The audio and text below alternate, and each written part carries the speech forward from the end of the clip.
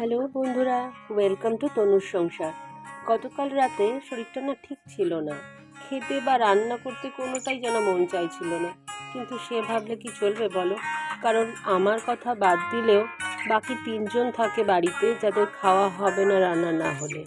তাই এক প্রকার বাধ্য হয়ে উঠে আগে ভাতটা করে নিলাম।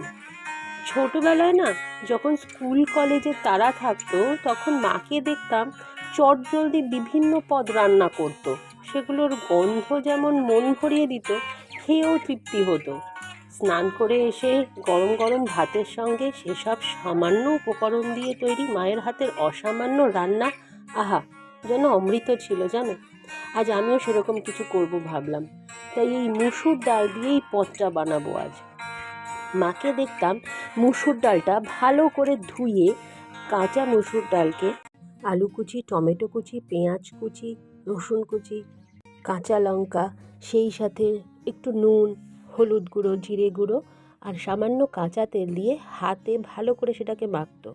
চলো, তোমাদের সঙ্গে গল্প করতে করতে আমারও এই ধাপটা কিন্তু কমপ্লিট হয়ে গেছে। এবার দেখতাম যে সামান্য মা ওতে জল দিত, দিয়ে একদম নিভু আছে সেই কড়াটাকে বা সেই পাত্রটাকে, ডাল সমেত সেই পাত্রটাকে চাপিয়ে রাখতো সেদ্ধ হওয়ার জন্য। ছোটো ছোটো করে আলু কোচানোর জন্য জিনিসটা কিন্তু বেশিক্ষণ সময় নিত না সেদ্ধ হয়ে যাওয়ার জন্য। আমিও বসিয়ে দিলাম, এটা সেদ্ধ হোক। অন্যদিকে আমি একটা ছক বানাবো। ছক মানে হচ্ছে তড়কা যেটাকে বলে। মাকে দেখতাম অন্য একটা কড়াইয়ে বা পাত্রে একটু সামান্য তেল গরম করে তার মধ্যে একটু পেঁয়াজ কুচি, আদা কুচি, একটু শুকনো লঙ্কা আর পাঁচফোড়ন সম্বার দিয়ে সেইটা যখন একটু ভাজা ভাজা হয়ে যেত, ওই সেদ্ধ করা ডালের মধ্যে সেটা দিয়ে দিয়ে ঢাকা দিয়ে দিত। এবার মাকে যখন আমি এই রান্নাটা করার আগে ফোন করেছিলাম, মা তখন বলল নামানোর আগে আমি যেন একটা গোটা গন্ধরাজ লেবুকে হাফ করে বা ফালি করে ওর মধ্যে দিয়ে রাখি। কিন্তু সেটা না থাকায় মা বলল ধনেপাতা দিলেও নাকি এর টেস্ট ভালোই আসে। তো আমিও তাই করলাম। এদিকে চলো, তোমাদের সঙ্গে গল্প করতে করতে একটু আলুও ভাজলাম, আর ফ্রিজে কয়েকটা মাছ ছিল সেটাকেও ভাজা হয়ে গেল। আমি বরাবরই খুব ভেতো বাঙালি জানো।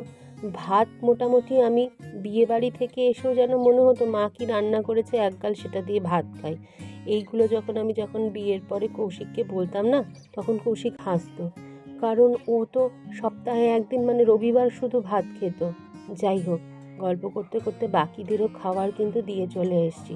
এবার আমার খাবারটাও আমি বেড়ে নিই। মায়ের মতন স্বাদ এসছে কিনা সেটা বলতে পারবো না, কিন্তু বিশ্বাস করো এই খাবারটা দেখে আমার যে ইচ্ছাটা হচ্ছিল না খাওয়ার, সেটা কিন্তু কেটে গেছে। আর আগে কৌশিক আমার উপরে হাসলেও এখন এসব খাবার দেখে কিন্তু বলে আমার জন্য রুটি করো না, ভাতই করো। দাঁড়াও, তোমাদের সঙ্গে কথা বলতে বলতে ফ্রিজ থেকে এই এক টুকরোই লেবু ছিল, সেটা নিজের জন্য বার করে নিলাম। ব্যাস, আজ আমার রাতের খাবার তৈরি। তাই গল্পও আজকে এখানে শেষ করলাম। যদি আমার এই ভিডিওটা ভালো লাগে তাহলে কিন্তু একটা লাইক করে দিও।